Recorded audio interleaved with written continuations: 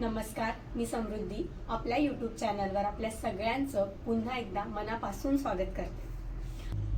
आपल्या आयुष्यात येणारे प्रसंग हे आपल्या निर्णयांवर आणि आपल्या विचारांवरतीच अवलंबून असतात आणि कधी कधी आपण एखादा असा डिसिजन घेतो जो चुकीचा असतो आणि त्यामुळे एखादी वाईट परिस्थिती उद्भवते आणि अशा वेळी आपण त्या परिस्थितीला एवढं कवटाळून घेतो की त्यातून बाहेर पडण्याऐवजी आपण इतरांनाच दोष देत राहतो। पण खरं तर त्या परिस्थितीतून बाहेर पडण्याचा मार्ग हा आपल्या स्वतःकडेच असतो। आपण स्वतःच जबाबदार असतो ती परिस्थिती उद्भवण्यासाठी आणि त्या परिस्थितीतून बाहेर पडण्यासाठी सुद्धा आपण स्वतःच जबाबदार असतो। आपण स्वतःच सक्षम असतो। पण ही गोष्ट खूप जणांच्या लक्षात न आल्यामुळे ते त्याच परिस्थितीमध्ये भरकटत राहतात आणि आयुष्यभर फक्त दुसऱ्यांना दोष देण्यामध्ये त्यांचं संपूर्ण आयुष्य घालवून टाकतात। आणि त्याविषयीच ही कविता घेऊन मी तुमच्या भेटीला आली आहे। कवितेचं नाव आहे तूच जबाबदार आहेस।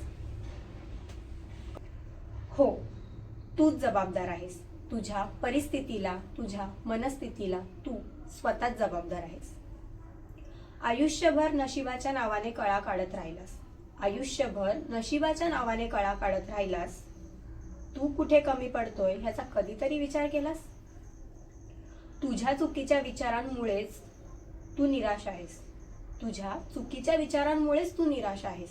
हो, तूच जबाबदार आहेस। तुझ्या परिस्थितीला, तुझ्या मनस्थितीला तू स्वतःच जबाबदार आहेस।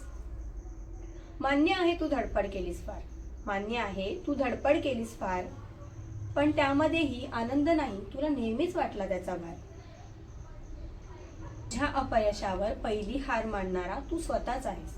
तुझ्या अपयशावर पहिली हार मानणारा तू स्वतःच आहेस। हो, तूच जबाबदार आहेस। तुझ्या परिस्थितीला, तुझ्या मनस्थितीला तू स्वतःच जबाबदार आहेस।